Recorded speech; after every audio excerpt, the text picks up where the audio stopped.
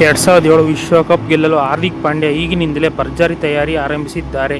ದಿನಕ್ಕೆ 12 over bowling, ವಿಶೇಷ drills ಮತ್ತು ಕಠಿಣ ಫಿಟ್ನೆಸ್ ಅಭ್ಯಾಸ ಮಾಡುತ್ತಿದ್ದಾರೆ ಎನ್ನಲಾಗಿದೆ. ಈ ತಯಾರಿ ಟೀಮ್ ಇಂಡಿಯಾಗೆ ವಿಶ್ವಕಪ್ ಗೆಲ್ಲಿಸಬಹುದೇ? ಸಂಪೂರ್ಣ ಮಾಹಿತಿ ಈ ವಿಡಿಯೋದಲ್ಲಿ. ನಮಸ್ಕಾರ ಸ್ನೇಹಿತರೆ, ಕಿರಣ್ ಕ್ರಿಕೆಟ್ ಕನ್ನಡ ಚಾನಲ್ಗೆ ನಿಮ್ಮೆಲ್ಲರಿಗೂ ಸ್ವಾಗತ. 2027ರ ಏಕದಿನ ವಿಶ್ವಕಪ್ಗೆ ಇನ್ನೂ ಸಮಯವಿದ್ದರೂ team India star allrounder Hardik Pandya ಈಗಿನಿಂದಲೇ ಕಠಿಣ ಅಭ್ಯಾಸ ಆರಂಭಿಸಿದ್ದಾರೆ. ಈ ತರಬೇತಿಯ ಬಗ್ಗೆ ತಿಳಿದರೆ ಪ್ರತಿಯೊಬ್ಬ ಭಾರತೀಯ ಕ್ರಿಕೆಟ್ ಅಭಿಮಾನಿಗೂ ಖುಷಿಯಾಗುತ್ತದೆ. ವರದಿಗಳ ಪ್ರಕಾರ ಹಾರ್ದಿಕ್ ಪಾಂಡ್ಯ ಪ್ರತಿದಿನ ಸುಮಾರು 12 ಓವರ್ಗಳಷ್ಟು ಬೌಲಿಂಗ್ ಅಭ್ಯಾಸ ಮಾಡುತ್ತಿದ್ದಾರೆ. ಇದಲ್ಲದೆ ಪ್ಲಾಸ್ಟಿಕ್ ಬಾಲ್ ಡ್ರಿಲ್ಸ್ ಮೂಲಕ ತನ್ನ ರಿಫ್ಲೆಕ್ಸ್ ವೇಗ ಮತ್ತು ನಿಖರತೆಯನ್ನು ಇನ್ನಷ್ಟು ಉತ್ತಮಗೊಳಿಸುತ್ತಿದ್ದಾರೆ.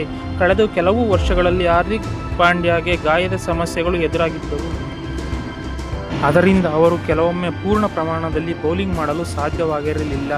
ಆದರೆ ಈಗ ಅವರ ಮುಖ್ಯ ಗುರಿ ಒಂದೇ: 2027ರ ವಿಶ್ವಕಪ್ ಸಂಪೂರ್ಣ ಫಿಟ್ ಆಗಿ ಭಾರತವನ್ನು ಮುನ್ನಡೆಸುವುದು.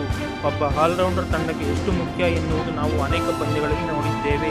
ಮಧ್ಯಮ ಓವರ್ಗಳಲ್ಲಿ ವಿಕೆಟ್ ಪಡೆಯುವುದು, ಕೊನೆಯ ಓವರ್ಗಳಲ್ಲಿ ರನ್ಗಳನ್ನು ತಡೆಯುವುದು, ಅಗತ್ಯವಿದ್ದಾಗ ವೇಗವಾಗಿ ರನ್ ಗಳಿಸುವುದು, ಈ ಎಲ್ಲ ಜವಾಬ್ದಾರಿಗಳನ್ನು ಹಾರ್ದಿಕ್ ನಿಭಾಯಿಸಬಲ್ಲರು.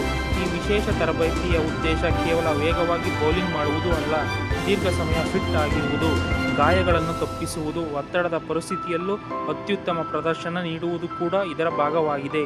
2027ರ ವಿಶ್ವಕಪ್ನಲ್ಲಿ ಭಾರತ ತಂಡ ಬಹಳ ಬಲಿಷ್ಠವಾಗುವ ಸಾಧ್ಯತೆ ಇದೆ.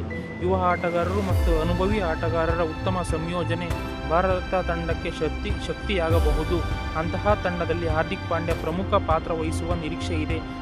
ನನ್ನ ಅಭಿಪ್ರಾಯದಲ್ಲಿ ಹಾರ್ದಿಕ್ ಇದೇ ರೀತಿಯ ಶ್ರಮ ಮುಂದುವರಿಸಿದರೆ ಅವರು 2027ರ ವಿಶ್ವಕಪ್ನಲ್ಲಿ ಭಾರತದ ಪ್ರಮುಖ ಮ್ಯಾಚ್ ವಿನ್ನರ್ ಆಗಬಹುದು.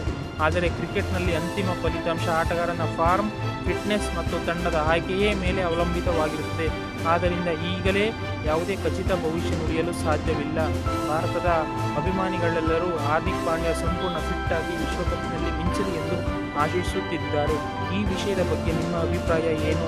ಹಾರ್ದಿಕ್ ಪಾಂಡ್ಯ 2027ರ ವಿಶ್ವಕಪ್ನಲ್ಲಿ ಭಾರತಕ್ಕೆ ವಿಶ್ವಕಪ್ ಗೆಲ್ಲಿಸಬಲ್ಲರ? ಕಾಮೆಂಟ್ನಲ್ಲಿ ನಿಮ್ಮ ಅಭಿಪ್ರಾಯವನ್ನು ತಿಳಿಸಿ.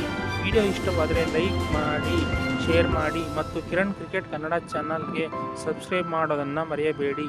ಧನ್ಯವಾದಗಳು.